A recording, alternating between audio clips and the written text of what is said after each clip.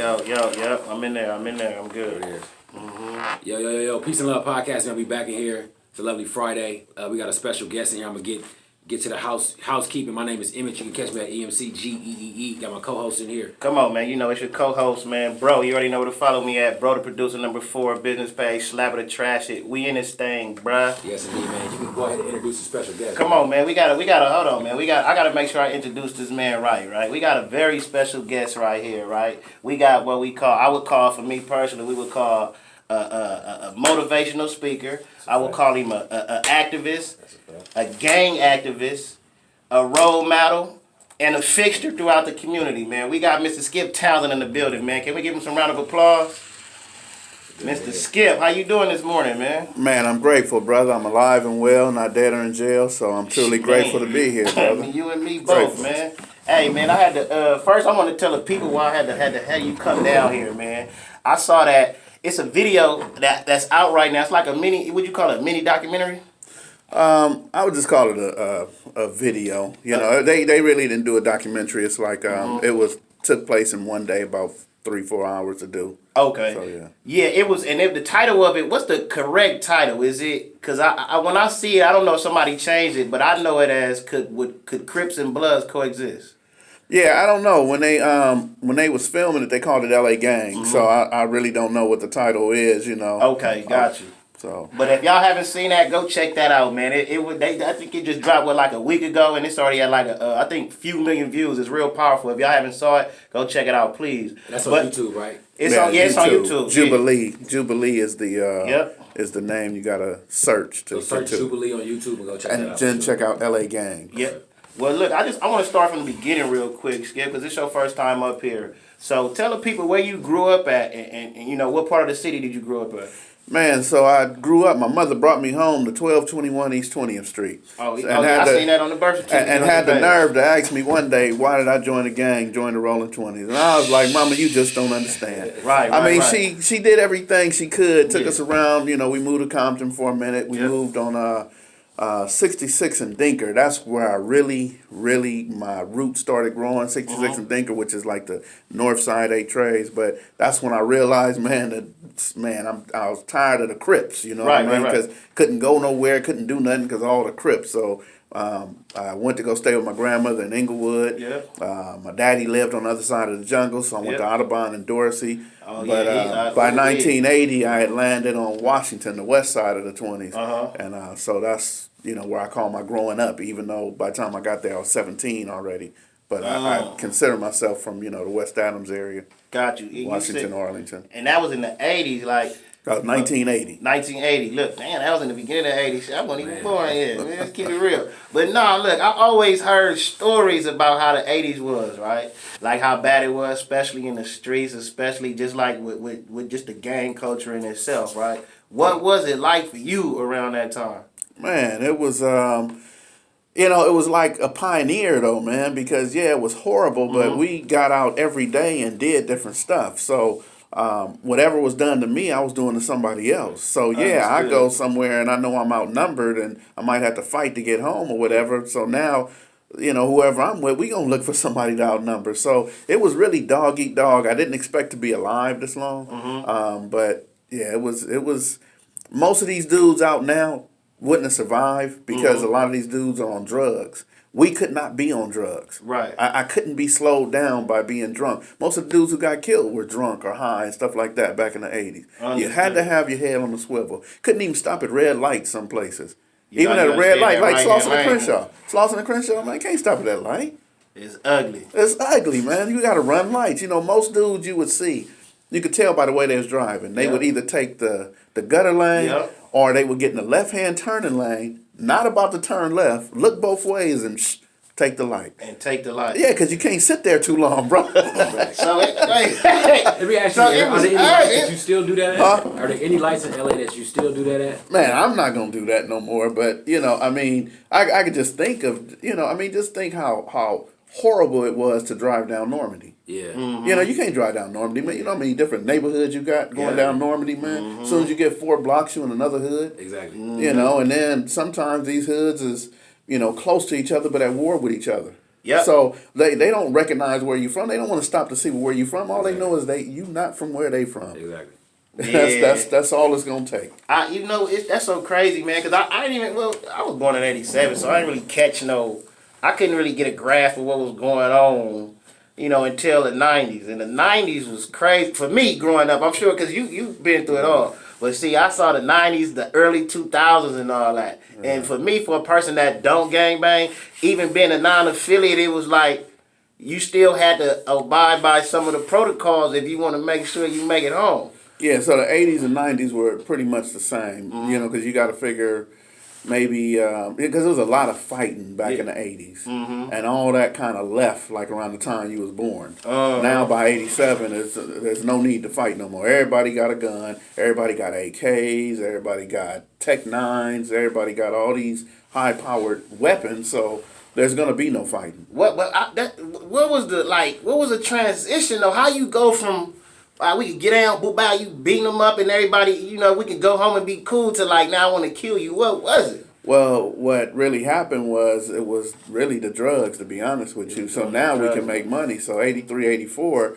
there's drug money. Yeah. So people who got a lot of money now, well, other communities was gonna come and try to rob them or whatever. And if you were a non-affiliate, well, then you was destined for death or definitely to be broke.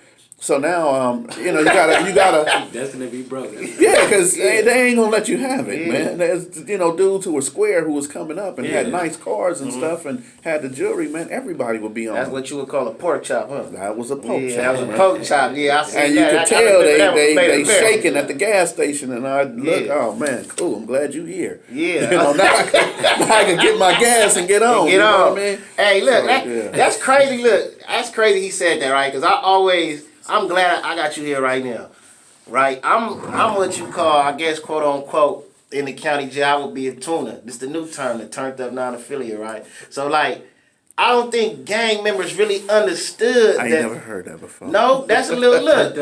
I ain't been in jail since 2004, so I wouldn't know. Look, right? So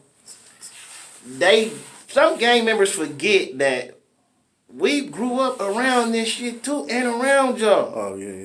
So some of that stuff rubbed off. Maybe not the gang stuff itself, but just the whole, I'm not turning no phase down, I'm not doing this, you not bully, you not finna punk me, you not finna do this.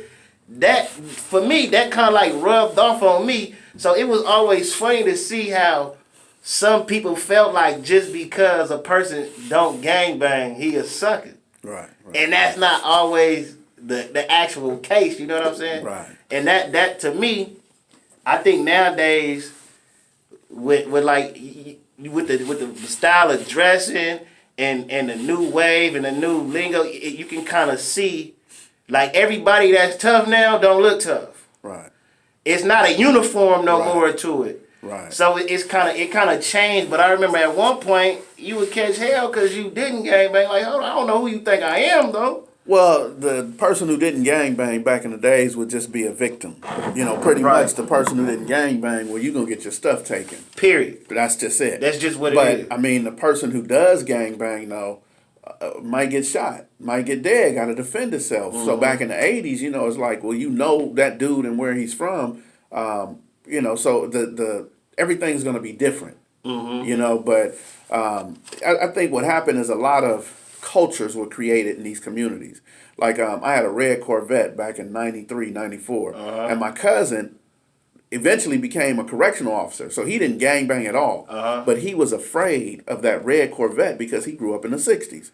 He's not from 60s, never hung with the 60s, but he gravitated to that culture where he would wear blue. And he'd be like, man, I ain't driving that car, man. Right. And I'm like, man, what's wrong with you? You don't gangbang. You don't gangbang, but it's just that they embedded the culture. And then I started looking around at people, on Adams, lived in the complex and, the New Jacks and all that. Like, well, look, you guys wear red, but they not Bloods. Right. So it's like, well, that can happen. I know people who grew up in the jungles, but they're not from Blackstone. Right. There are people in the Nickerson Gardens, but they're not from Bounty Hunters. Yep. So it can happen, but they gravitate to whatever the culture is. In that community. Right. And I think in that too right there, that part, that's like the fine line between somebody joining the gang because they adapted some of those ways, but you can't convince somebody from the other side that you're not from there if they know. Right. You know what I'm saying? That's what I think that right there caused some people to like, fuck it, I'm finna just get put on.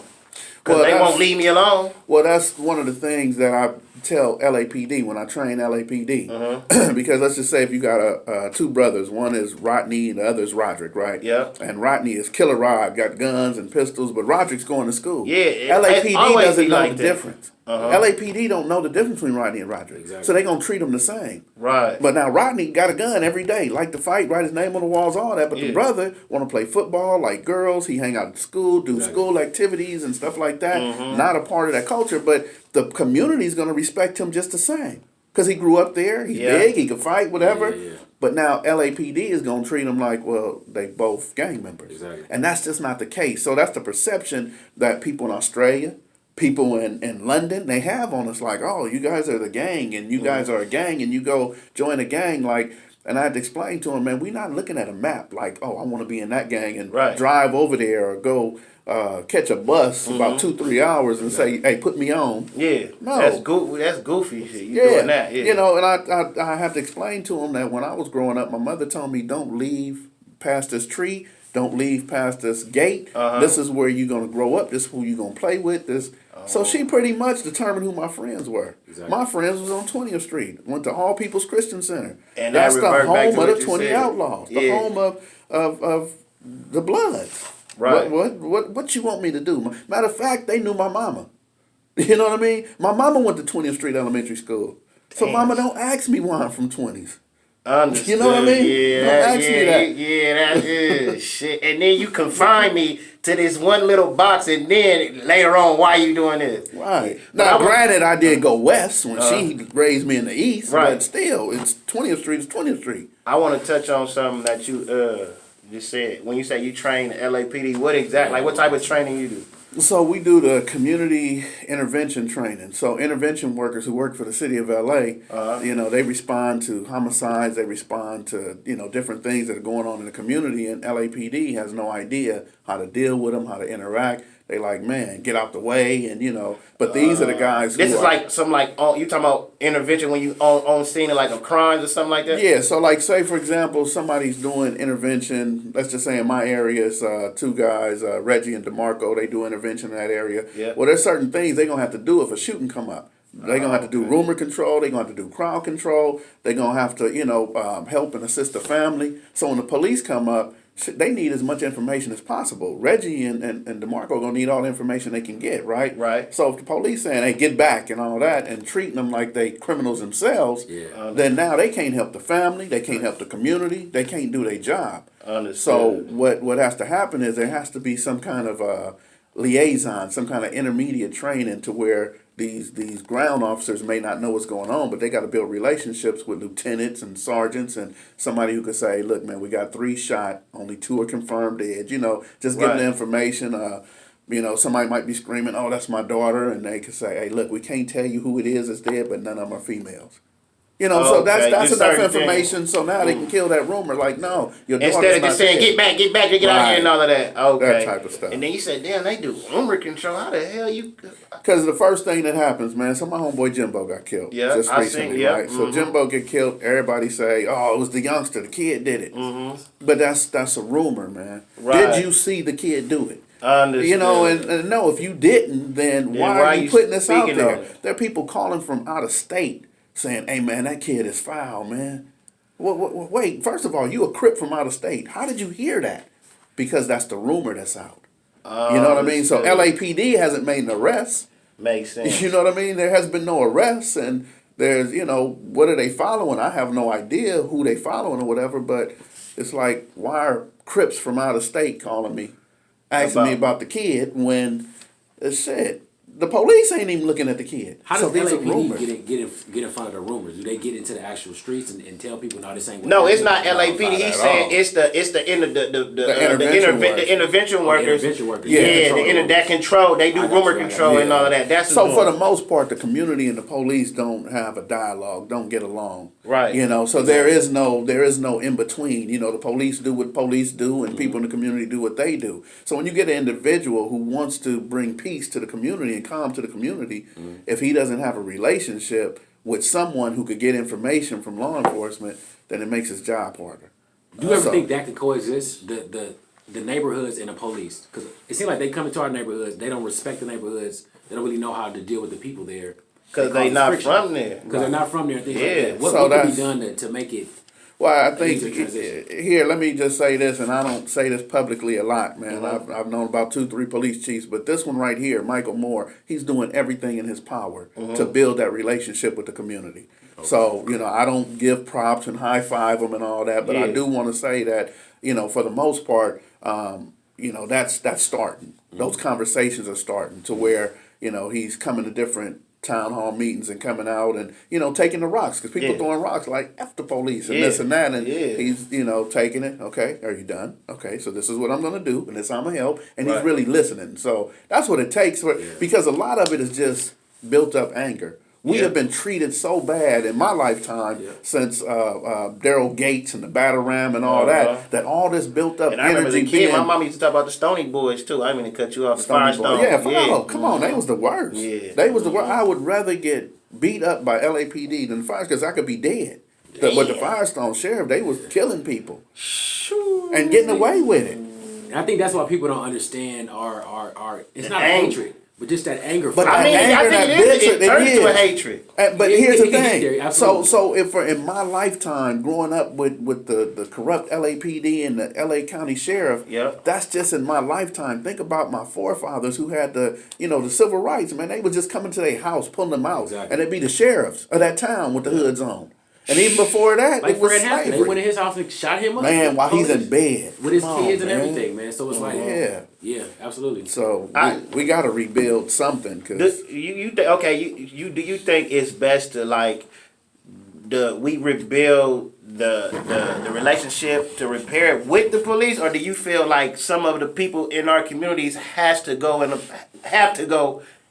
apply for those jobs and take those jobs in order for it to change? I think for me, man, I think that our children have to take those jobs. That we have to put people in a position of power. Yeah. I could never change anything from the outside, man. I can't, like the fire department, man, they will not put a water hose on your house and just stay outside. They coming in, man. Right. They got to come in and actually save lives. You can't save a life from the outside of anything. I got to go inside, man, to make a difference. And if I keep telling my kids, man, F the police, and they keep growing up F the police, and they gonna keep going to the same county jails that I'm in. They gonna keep going to the same prisons. So we got to get inside, man, and change the culture. Understood. Yeah. You know what? I mean, I think I agree with you. Heavy, man. Yeah.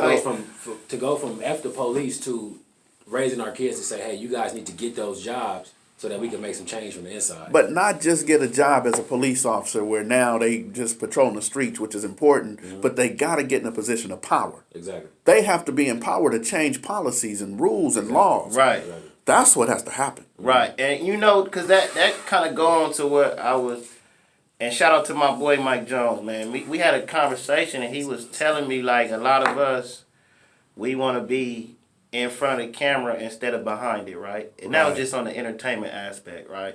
But it kind of trickles down to everything, because we don't want to. It's we don't want to do nothing else but either do music, play sports, or we don't look at nothing else. The first time somebody ever probably thought it was cool to be a president was probably when Obama. Cause he made it kind of, he was saucy. He had his little, what I'm saying, even though he probably didn't do much of nothing, but he kind of made it look like it was, and those positions are not even appealing to the generation. Yeah, so I'm gonna give a shout out to Shirley Chisholm, because she was the first one, really. R.I.P. She was the first one who said, you know what? First of all, I'm not only black, but she was a woman. Yep. So that was like a double whammy. Like, you're not gonna get it. And she put her life on the line because they really could have just chipped her off, you know what I mean? Get her up out of there. So, it's something that we got to think about, and I think it's a conscious person. So for the most part, man, I don't think that a lot of people are conscious. I think they're unconscious. How can I have a conscious conversation with somebody who's unconscious? They don't think that that's the key, man. When I started doing this work, they well, shit, we need guns and drugs in the neighborhood. Man, that's not what we need. Yeah. So, we need more conscious thinking people to to lead in certain positions, man. Everybody can't be a leader, but we got to at least think on a leadership level. Yeah, that that's crazy to see. Some people mentality, and some people really feel like what you touch on, like you said, like we need guns and drugs, and I don't know, I just don't understand how your mentality could still be there, and you can literally see what's going on. Right. Exactly. But I do understand some people. You gotta protect yourself when you out here, and there's some people that did certain things to other people, and they can't. They gotta make it home, but. Yeah. I just don't get. I could give you some names of some people who are heavyweights who were some of the original Crips and Bloods, Yep. and they ain't got no guns. None. They moving around right now. Crips and Bloods who, man, did time in prison for murders, and some of them did it, some of them didn't, and they moving around functioning. So the youngsters who got the guns want to feel. For me, they want to feel a power. They want to feel something that they, it's I don't know, man. It's a false sense of security, but it's not real, man. If I got a gun, now somebody cut me off, I might want to get them. I got a gun, somebody call me out my name, I might want to get them. But if I don't have that gun and somebody cut me off, I might just give them a finger. Flick them off. Or somebody getting at me foul, and I ain't got a gun, and be like, man, stop before I put my hands on you, or before we be getting down. Exactly. But if I got a gun, then the first thing I'm gonna do is, I got a gun. I'm about to go straight to the gun. You know what I mean? So I think it's a false sense of security. It don't, it just, for me, it has no purpose, man. If I'm in any situation, if I can't talk my way out of it, then I don't want to go. I don't need to be there. I don't need to be there if I got to. if I got to take a gun with me, I don't need to be there. Yeah, I you know what? I agree with you on that. Going back to that to the little video you did, right? It was I noticed when they asked most of y'all that question about was gang banging a choice. I think only 2 people sat down and said, yeah, it was a choice. Yeah, I think and YS did. It was 2, right? YS and who else was it? Seti Mac? I don't remember, but it was 2 of them. Yeah. Yep. But listening to you now, right? I see where you say it was no choice for you. You was confined to this. But let me ask you this. I mean, because I'm outside looking in, right? So it's only so much I can speak on. Me personally, I feel like it's a choice, but I feel like sometimes people don't realize that they had the choice until the choice is already made. Right. You feel me? I agree with you. I believe, looking back in retrospect, I believe that, there were certain times when I had choices, but things happen. I remember taking a job being a security guard. Yeah. And that got me out of all the stuff I had done, and all my prior arrests were juvenile, so I had no adult arrests. But when I got fired from that job, I hit the streets. I started, going back to my old ways. I could break in cars real good, steal cars. So I went back to that, started going to jail, and then the crack hit the community, and I'm like, I can make money doing this. Right. So really, so I'm not even gonna say the gang, but just that culture of street culture, right? Like what you said, a tuna, being, so the affiliation back then really didn't matter, because most of them dudes who was doing jewelry store licks was the Crips and Bloods together. Understood. They was dudes from Blackstone doing jewelry store licks with Hoovers. Understood. You know what I mean? So it's like, and if they had a rolling 60 who was good at what he did, he can get in the car with the Blackstone and the Hoover. And go get some money. And now together. these are dudes who getting money. I think the crack kind of separated that. The jewelry store had everybody together. What happened on the streets, man? We hear so much about crack. We born in '87, so we kind of caught the tail end of it.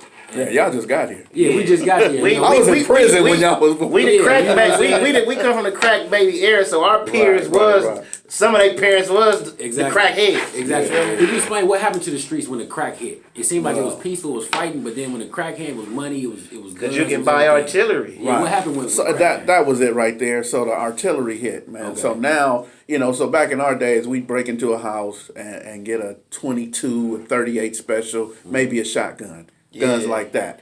So, it wasn't that we was pulling them out every day. It was just high power. It wasn't high power, and, we just had them just to be having them, But when the crack era hit, and now there's money, and there were high power weapons that was left on the train tracks on Slauson, over by Broadway, and then they was left on the train tracks over in Watts, over by the Jordan Downs. So now you got people from Watts who are the big dope dealers who could afford to buy them. Like, give me all them. Wow. You know, you got people in South LA, give me all them. So now you got crates of guns that was left. That's by design, man. And if you don't, and what's so crazy? Railroad tracks. How did they get okay, so tracks? here's the thing. So they got these cars. You know, they drive. So the train used to go down. They used to go down, and it used to go on the east side too, right there. About Central, right? The train, so, people hop on, jacket or whatever you gonna do. Right. So here's the thing. So yeah, people would jump on, you know, go in the car, see what was in there, whatever. But these cars stopped and was there for 2-3 days. So now you got a crack epidemic. So you got people who need money, and now you got people. You got the cars just sitting there. So they break in, see what it is, find all they weapons. But they sat there for like 3-4 days. So and that's really true. So yeah, that's true. As a matter of fact, if you don't believe me, Freeway Rick is still alive, and he'll tell you that he was set up. You know what he was doing? They was giving him all the cocaine to spread all throughout. So this was by design, man. And they was using him to finance the Contra War and all of that. Yeah. So the people, George Daddy Bush,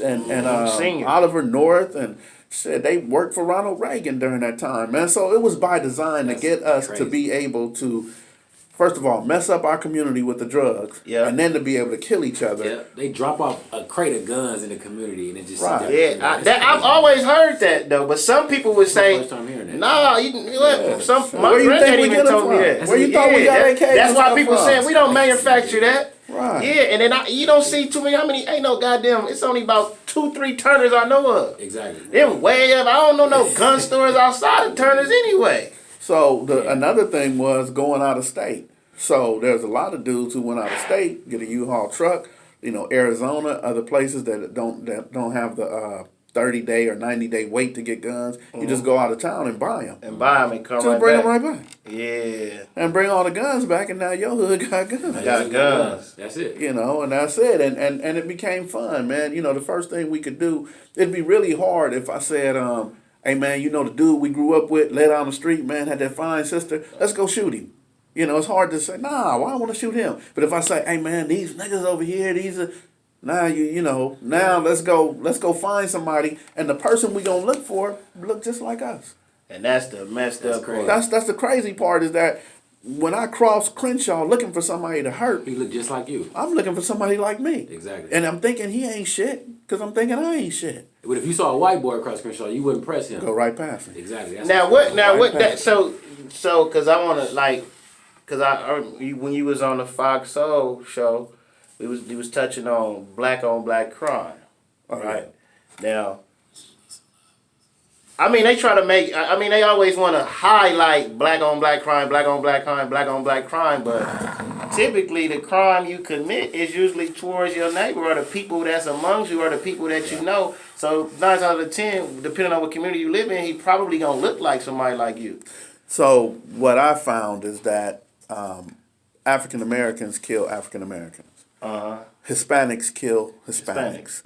White people kill white people. Asians kill Asians. Right. I worked in a women's prison, and 80% of the women that were in there for murder killed someone that they knew. Over 50% killed their lover, their spouse, whoever they were in an intimate partner relationship with. So most of the violence, hurt people, but most of the violence comes from individuals who I know and have relationships with, the people that, you know, I feel like they shouldn't try me or do that. So if I get on a bus right now and somebody call me out my name, I'm going to give them a pass, like, man, you just don't know. But when I go home, if my brother is like, hey, stupid, man, you know better. I'm about to give you these hands. You know what I mean? You know, so it's more so that, you know, the average person is going to, you know, hurt the person that they closest to. That's just how it goes. Understood. So, yeah, and they just choose to highlight, the black on black. That's what it really is. They just choose to make that like we just... So when that's a human thing. Right. So one of the things that for a brief moment, about 5 to 6 months, I had to study the MS-13. I was going to be a gang expert in a case of homicide. Yep. So studying thousands and thousands of pages of MS-13, they only killed each other. Wow. They were not at war with the 18th Streets. They were not at war with any blacks. It was a war within that, okay, you didn't do what you said you were going to do. You didn't pay what you said you was going to pay. And you did this and you lied. So it was all internal. Damn. That sounds odd That's because we hear about crazy as Hispanic shit. gangs. They always say they don't beef with each other. They don't do stuff like that. Oh, Man, yes, they do. So one dude Yes, gets they out do. of jail, wants his cornerback, Yeah. and he can't get that cornerback because somebody else is in that position. Well, something gonna happen to one of them. Yeah. You know what I mean? I'm gonna tell you what's really, man, crazy blow my shit. mind was that so here in Inglewood, the Inglewood Thrustays have Yep. been at war for a long time with the blacks.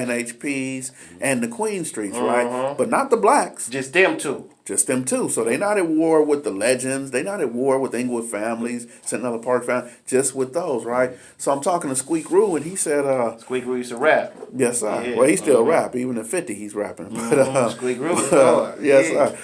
But he said, hey, man, it's internal. It's an internal beef. And I said, what do you mean by that? He said, we all from Inglewood.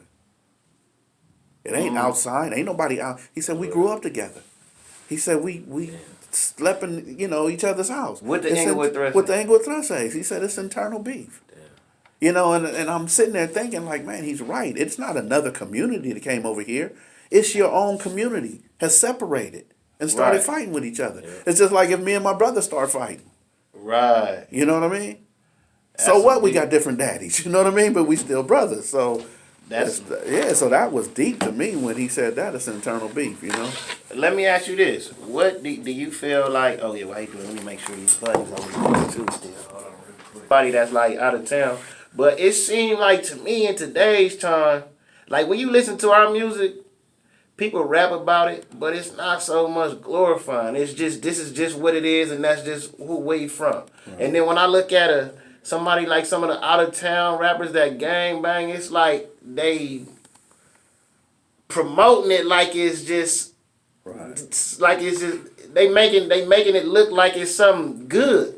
Yeah. You know what I'm saying? They making it look like it's lovely, it's peaches and cream, and they ain't showing you both sides to it. So I think it kind of got an influence on a lot of kids, especially the kids that's from out of town, because you got so many of these out of town rappers now that's from all kind of hoods connected to here. Yeah, you just gave me an idea, man, because what a lot of people aren't seeing is the shit bags, the colostomy bags. They're not seeing people who take their shirt off. Already hit it. Take their shirt off and had the staples where they had to went to surgery with their whole chest wide open. You know what I mean? So chest wide open. I got a homie, his stomach coming. Yeah, come on, man. So that's what's not being said in the music is that everybody don't die who gets shot. You know what I mean? Some people live. One of the homies live with the wound. One of the homies over in the Baldwin Village area, man, is in one of them wheelchairs where he uses 2 fingers, but he's still in the wheelchair sagging, flamed up every day. And I'm thinking, man, somebody dresses you. If I was the one who was dressing him, I wouldn't do that. I'd be like, nah, man, get that up. You know what I mean? Right, right. Even my own homie, Big Lip Boo, man, he's on the block every day in the wheelchair. You know what I mean? In the wheelchair.